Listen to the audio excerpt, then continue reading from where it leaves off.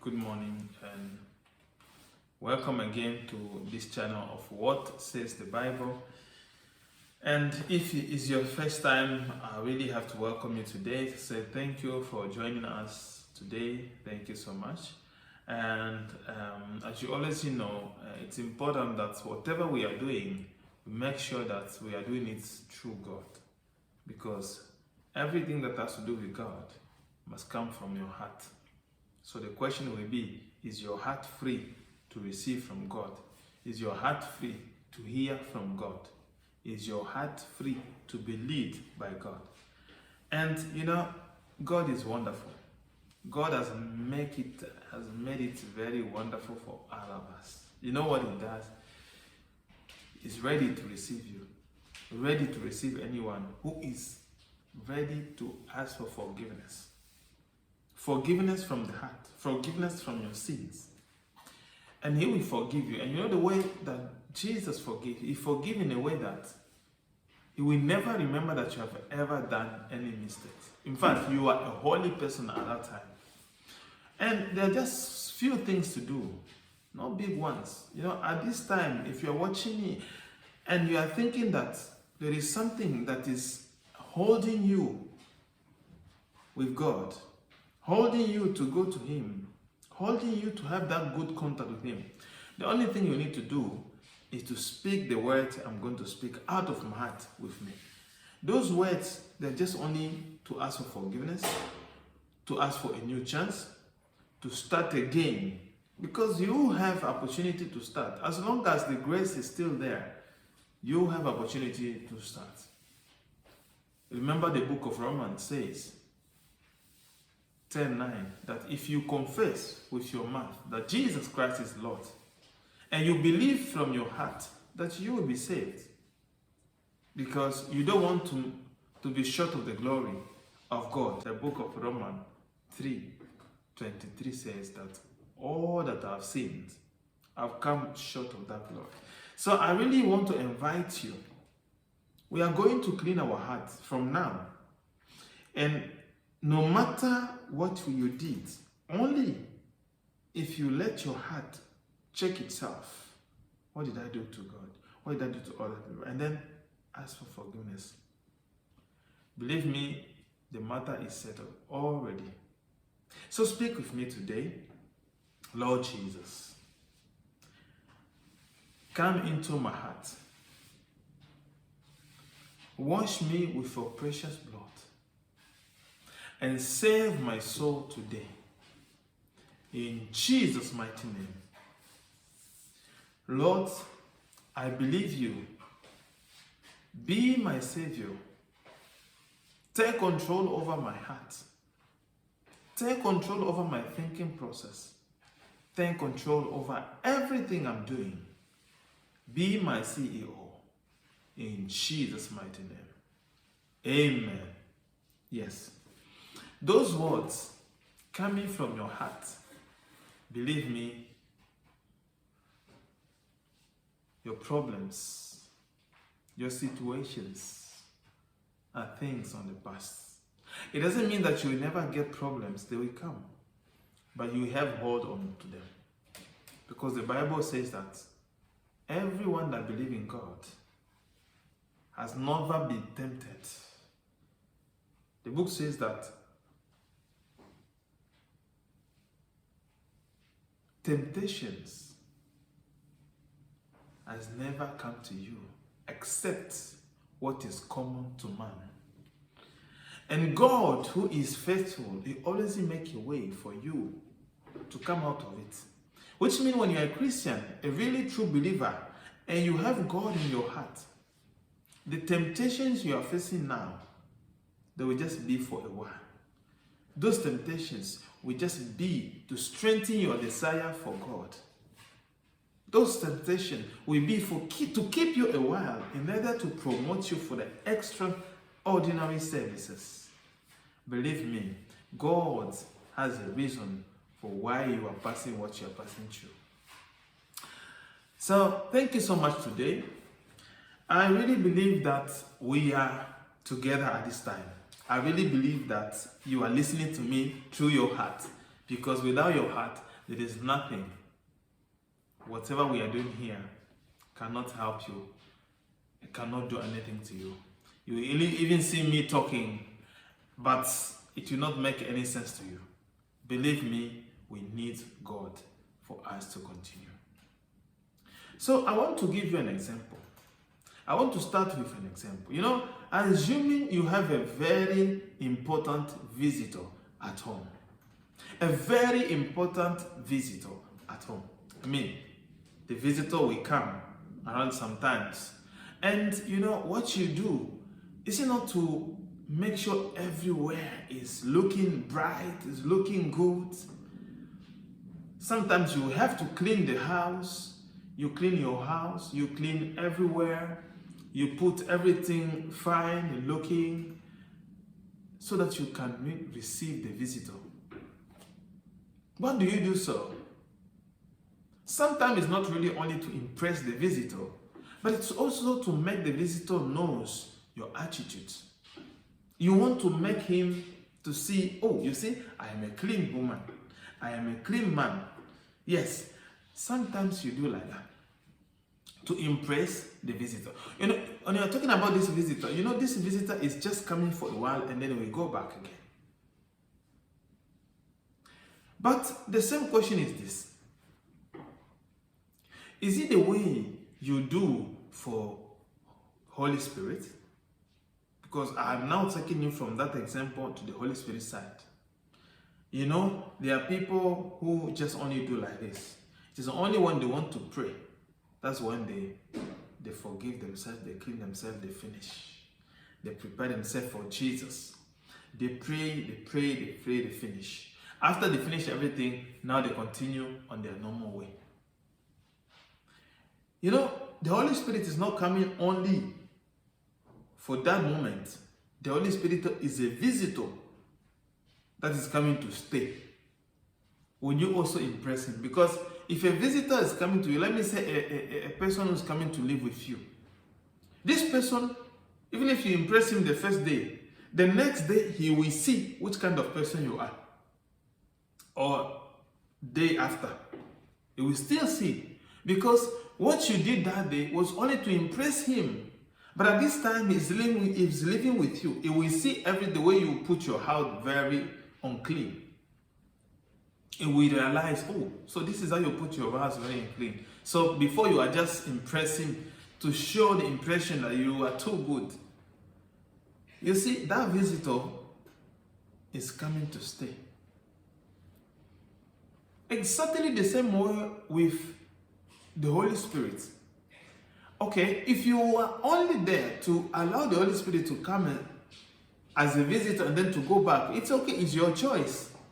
Because believe me, if you clean your heart that time, you ask for forgiveness, you forgive everyone that wronged you, the Holy Spirit will come. But he can only stay if you continue to be clean. He can only stay if you continue to make your house to be clean. He can only stay if it's only, you know, oh, this is the place I belong.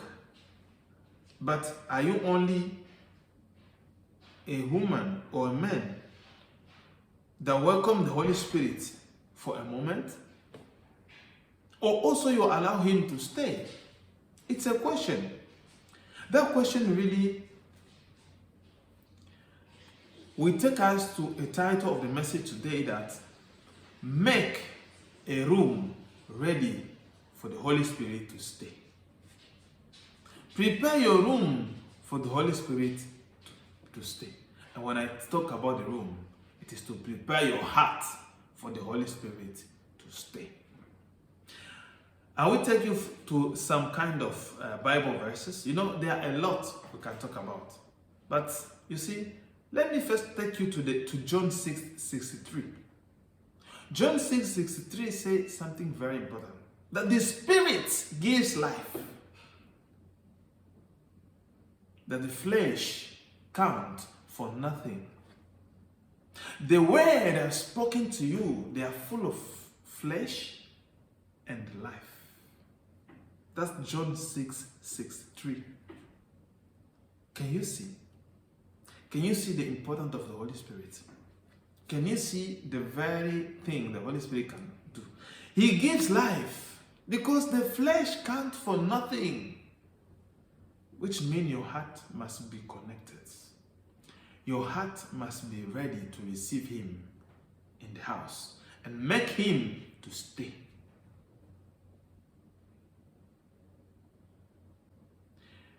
You see, I can also take you to the book of Corinthians. Let me take you to the book of Corinthians 6:19 that says this. Do you know that your bodies are temples of the Holy Spirit who is in you, whom you have received from God? So you are not on your own. You were bought at a price. Therefore, honor God with your bodies. Are you seeing the Holy Spirit? Are you hearing it? The Spirit gives life. The flesh counts for nothing. The very important thing here is your spiritual life. The spiritual life is very important for everything you do for God or you do about God. But the problem is we prepare ourselves for a while for the Holy Spirit to come as a visitor and then to go again. But we don't prepare our heart for him to come and stay. But it's still very important to tell you that we should always check our heart first of all, because that's where everything goes wrong. You cannot start praying without knowing what the Holy Spirit has spoken about it. Because, sometimes we forget that we don't know how to pray. That it is the Holy Spirit that shows us what to pray. In fact, what are the words are you going to say, to talk about? The Bible says that if we pray, we should pray according to God's will. But you every day, it is whatever you see. Oh, Father, in the name of Jesus, I rebuke this one. I burn this one. I destroy this one. Who says that that is the will of God?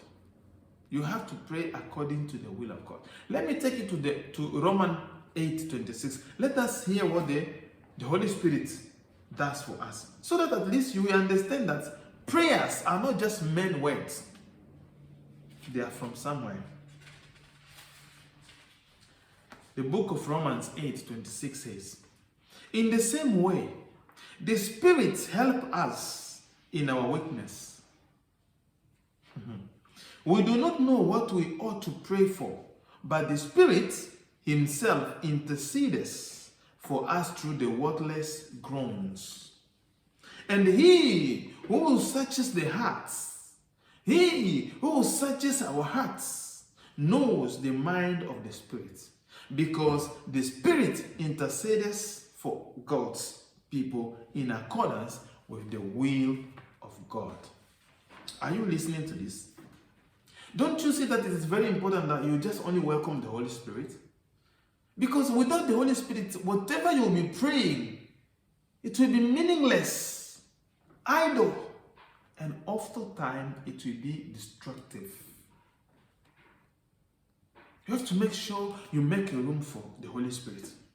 If the Holy Spirit is there, he will take you to where you belong. He will even pray for you. The Holy Spirit will pray for you.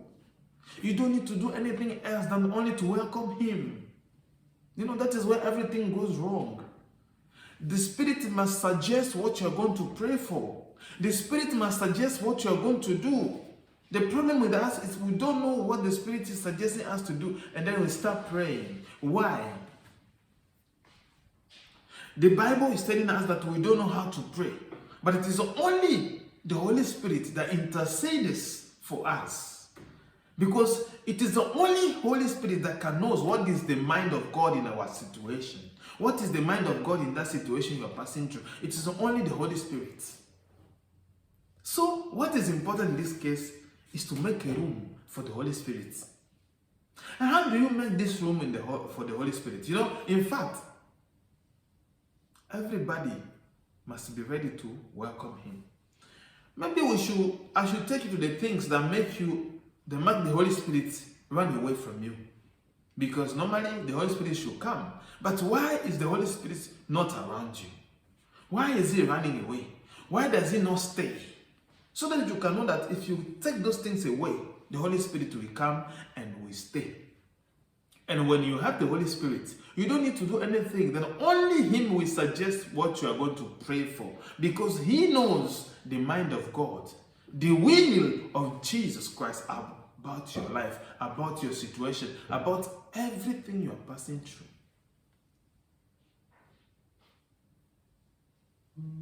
Yes.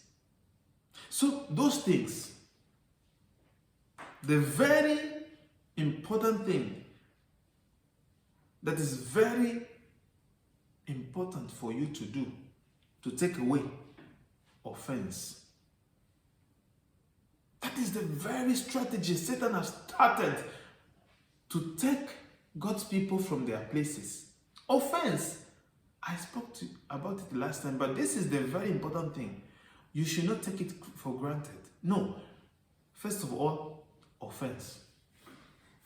There are people in your life that you hold onto your heart. You hold grudges against those people. You said they mishandled your life. You said they're the cause of your problems. You said they killed one of your siblings, of your mother, of your father, of anyone near you. You said they are the reason why you are suffering. You know, it does not say that it should be, it's not true or it is true. That is not even the issue. Whether it is true, whether it's not true, the problem is you are holding them on your heart. You say you will never forgive them. You will never forgive them. You will never, never, ever have anything to do with them. But you are forgetting what the Bible says in the book of Matthew 5:8, that only with pure heart can see God. And you are also forgetting the same book of Matthew 6:14-15, that says that if you forgive others their sins, your Father in heaven will also forgive you. But if you don't forgive others their sins, your Father in heaven will also not forgive you. Which directly says that if you hold them on your heart, you don't forgive them, automatically you are also not forgiven. You know, these things, it's very quite simple for everyone. They say, how do you think I can forget that? Do you know what they did to me? Do you know how they made my life difficult? I cannot forget them.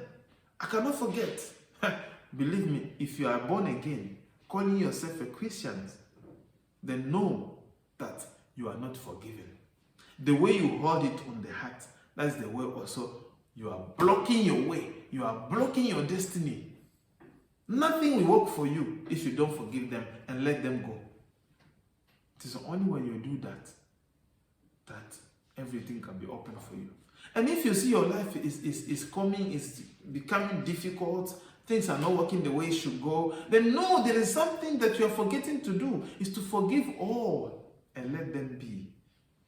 Because if Jesus could forgive the one who killed him, when he says, Father, forgive them, then means the offender and the offended. All of them he forgives. Even people that killed him, he forgive them.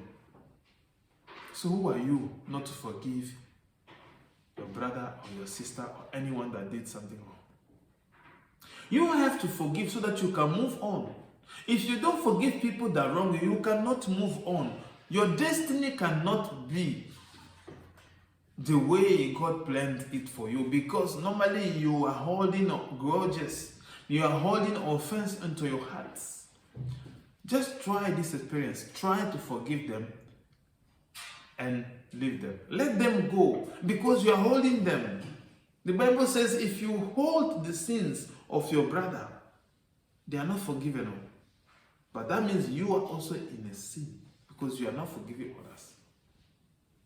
And you know, the most annoying part in this life is that you will find out that the most hurt person in life is the one that holds offense. It is you. I will give you an example. It's, for example, you people were just in a talk, and this man started insulting you. You are idiot. You are crazy. You are stupid. How can you be insulting me like this? What did I do wrong? How can you insult me like this? What did I do wrong? There's nothing to say. You are stupid. You are this. You get annoyed. You get annoyed. And this man walked away. He went. When you are staying back, you start saying, so after all what I did to this man, that is what he's paying me back with. He's paying back with, in fact, with insult. What did I do wrong here? Nothing. We shall see. We shall see. And then the issue is this. You see, you stay with the heart pains. You continue. When you go to someone and say, you see, do you know what that person, this person did to me? What did he do? He was insulting me, told me I'm a stupid, I'm an idiot. After what you did to him, he insulted you. Yeah, can you see? This man is very crazy. This man is stupid. How can he insult me this way? You see, he will see. He will see. There is nothing. In fact, I don't want to have anything to do with it. In fact, I don't like him. In fact, I don't care to know whatever he's going to do. In fact, we are no more friends at this time. You are hurted. Your heart is not okay. This man that insulted you went home, and the spirits came to him that what you did is not good. Oh, and this man humbled himself. Oh, God, forgive me. He went to his knee. He asked for forgiveness. God, forgive me. Please forgive me. What I did is not good. Forgive me. God has forgiven this man. Maybe the next day we come to you and say, oh, please, what I did to you, please forgive me. I know I did not do something good. Forgive me, forgive me. You say, it's okay. I have forgiven you. It's okay. Just go. I'm forgiving you. You go. And then you will be like, look at him, stupid man. You just insulted me. You think I can just forgive you like that? See what is happening here. Are you seeing? Are you taking care of this scenario? That this man that insulted you, even it is your right because he did wrong. But the Holy Spirit came to him, talked to him, he asked for forgiveness, and he came to you to ask for forgiveness. But you that is hurted, you stay with the same thing. That man is free, is forgiven. His case is finished, settled. Your own is the one that is staying. Now from there, you hold offense against that man. Now from there, you have that grudge. And every grudge is a barrier between you and God. Every grudge is a barrier between you and God. So your spirit is not free at that time. Since you have already have it on your heart. You see, that is why in Christianity, in this kind of thing, there is no perfect.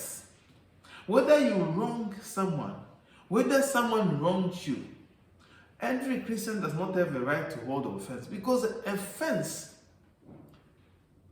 is the instrument that Satan used to take us from our position, to stop us to go further with our destinies. You know, if you have offense on your heart, then the Holy Spirit is not there.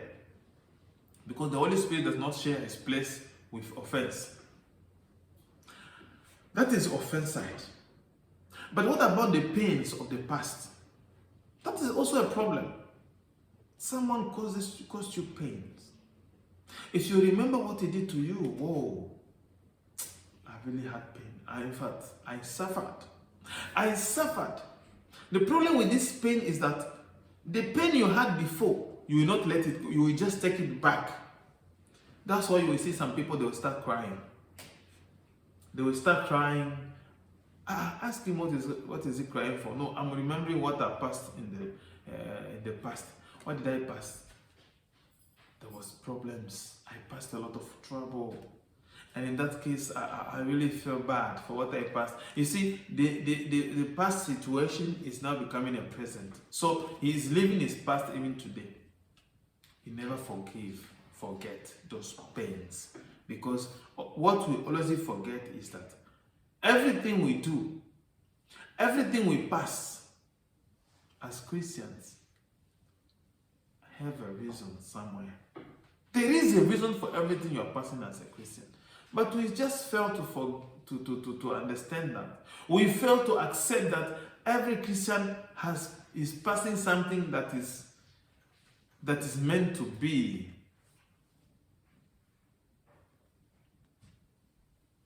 Can you see the pains of the past? Can you see grudges, offense? The reason why the Holy Spirit cannot come into your heart. Can you see the reason why you should not even start praying? Because the Holy Spirit is not welcomed. And when the Holy Spirit is not welcome, whatever you are saying, those words are meaningless. Those words are idle and oftentimes destructive. You are going to destroy yourself without you knowing. You are going to destroy your life without you knowing. Because when you start praying in Jesus' mighty name, wow, my brother, let me tell you, Satan, wherever he is, that is always a call for him. When he hears someone say, in Jesus' name, this man will shake, will say, who is this person calling Jesus' name? Who is he? Which authority is he using to call Jesus' name? And then we check which kind of authority. If you don't have the Holy Spirit into your heart, you have a dangerous mission in your head. This mission is dangerous. I want to remind you what happened to those sons of Sceva in the book of Matthew. Sons of Scevas. You know what they did? In fact, they were seeing what Paul and the other disciples were doing. Praying to the sick people, driving the demons out. And what they did is, they were just saying, okay, I rebuke you in that God of Paul. You see them come out from that God of Paul. You remember, if you read the verse very well, the demon possessed, even the demon starts speaking to those people. They said, Jesus, we know. Paul, we know. Who are you? Can you hear this statement? Jesus, they know. The demons. Paul, they know. But who are you? So which meaning indirectly that the power of Jesus I know. And the power that Paul is using also I know. But this power, where are you thinking you're coming from? If you read further, you understand that this demon jumped into these boys, took out all their clothes, they ran away naked. You see? That's why they say, don't tempt Satan to tempt you. Don't tempt Satan to tempt you, because when you know you are not yet fit to pray, then work first on your heart. And when I say you are not fit to pray, which means your heart is not yet ready to receive, because your spirit is still holding grudges, pains from the past, offense. You cannot pray. The Holy Spirit cannot come to you. The Holy Spirit cannot be there because there is no place for him. There is no room for him. What you have to do is to make sure you prepare the room for the Holy Spirit to come and stay.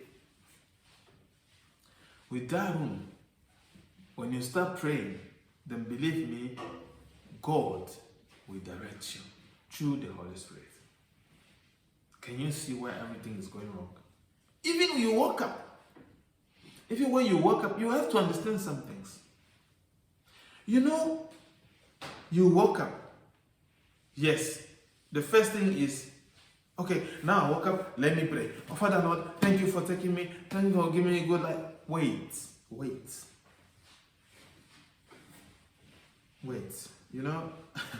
Everything you are doing, you must take time first to think about where you are coming from.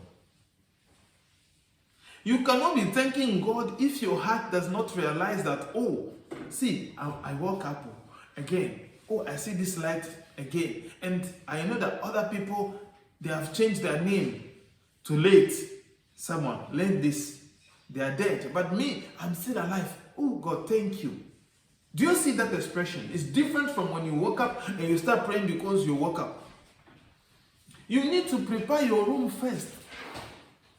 Prayer is a language. Prayer is a communion with God. Prayer is an invitation to the Holy Spirit. It's not just mere words.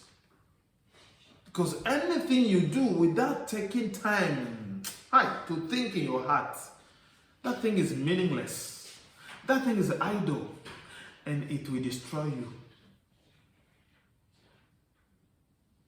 Simple.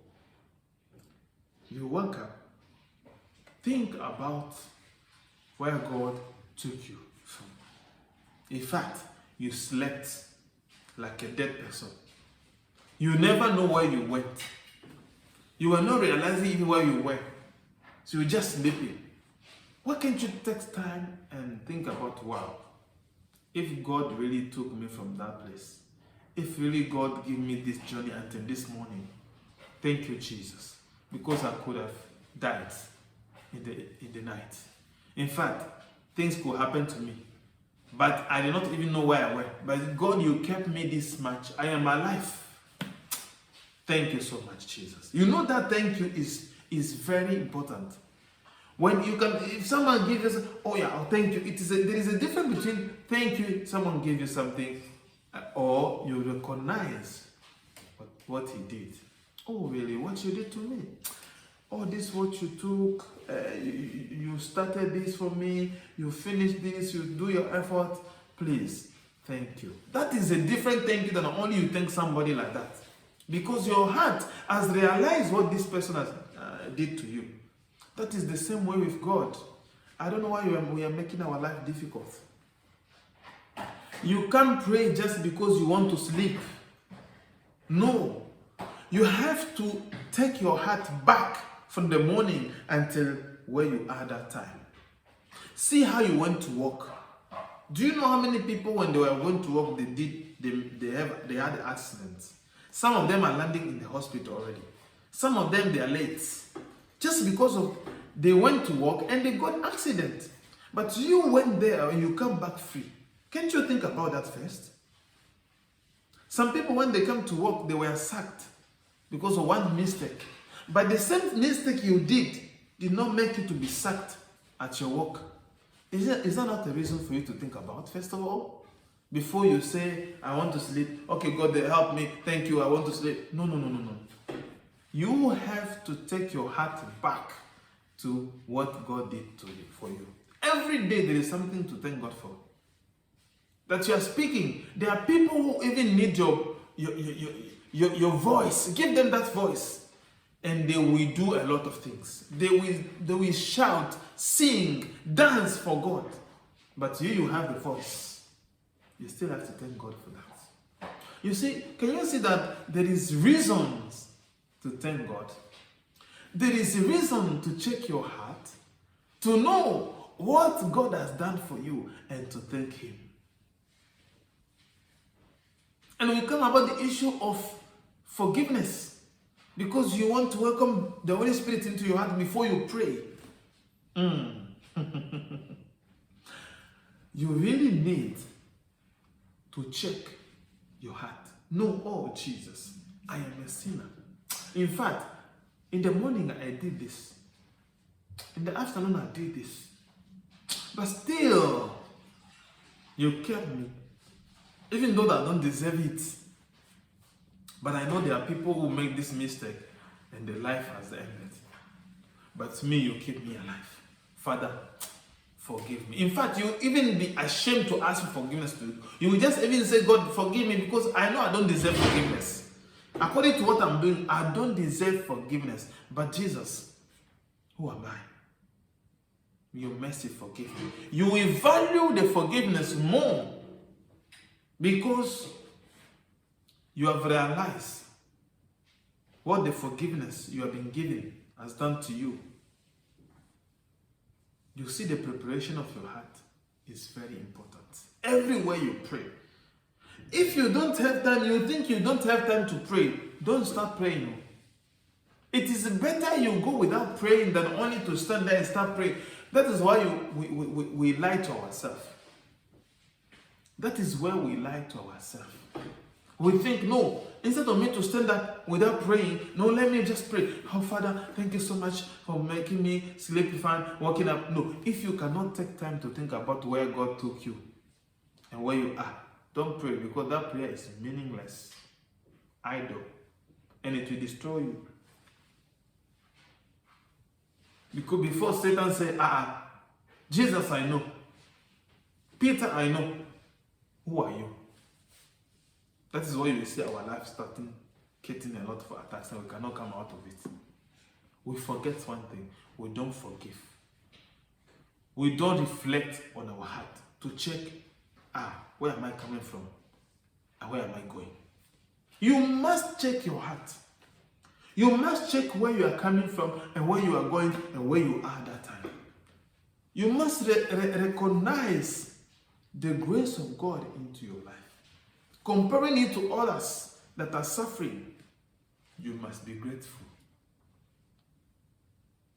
And that gratefulness will be big when only you realize where God has taken you from.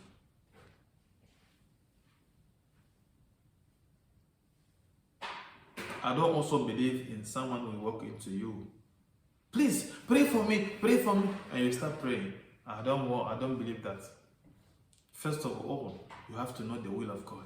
And how will you know the will of God? Your heart must be ready to welcome the Holy Spirit. Because the Bible is saying here in the book of Romans 8:26 that the Holy Spirit intercedes for us. And the Holy Spirit does that because He is the only one that understands the will of God in our life. So if you don't have the one that understands the will of God in your life and you are going to pray, what kind of will are you praying for? How will you know what is the will of God in the situation you are praying for? It is you have to thank God for that moment. Or it is ever you have to ask for something at that moment. It is either you have to bound something at that moment. You have to shake the hell at that moment. It's possible. But you will not know. Instead, God wants you to thank Him at that time, you will start asking. If God wants you to ask, you start thanking Him. If God wants you to bound Satan, you will start only praying for breakthrough. You see, the will of God, it can only happen through the will of God. And the will of God will only be known from the Holy Spirit. So that's why it's very important, this verse I told you, that the Spirit gives life. The flesh count for nothing. The word I've spoken to you, they are full of the Spirit and life. The Bible says, seek first the kingdom of God, and every other things will be added to you. Believe me, your heart is the most important thing. As a Christian, to the conclusion is that the first place you have to prosper as a Christian is your spiritual life. Your spiritual life is the first place you have to prosper. If you want to prosper, even in physical work, if you want to prosper in your physical work, you have to prosper first in your spiritual life. Everyone that is blessed, you can be blessed today, but you'll not be able to maintain the blessing. It's because of our spiritual life. It's not successful. Everyone can be given a car, but not everyone is able to maintain that car. And that's the problem. You are blessed, but you're not able to keep the blessing. And I'm telling you, the reason is because your heart is not successful. Your spiritual life is not successful. You must have success in your heart first. That is your spiritual life. There shall be nothing between you and God. If there is anything, any barrier that is between you and God, then you have to break that barrier first before any other thing. Believe me, Jesus still welcoming you. Jesus wants you to know that he is ready to welcome you anytime you are ready to ask for forgiveness. Because that is everything for us, forgiveness. And to finish it all, I want to tell you as last is that you should be ready to forgive others. Forgive them their sins. There's nothing too difficult to forgive, no matter what a person did. You know, you should not only see that this forgiveness has to do with the other person. You are the most hurted person then. You are passing problem, tribulation because of the fact that you could not forgive anyone. You are having people on your heart. You are holding grudges.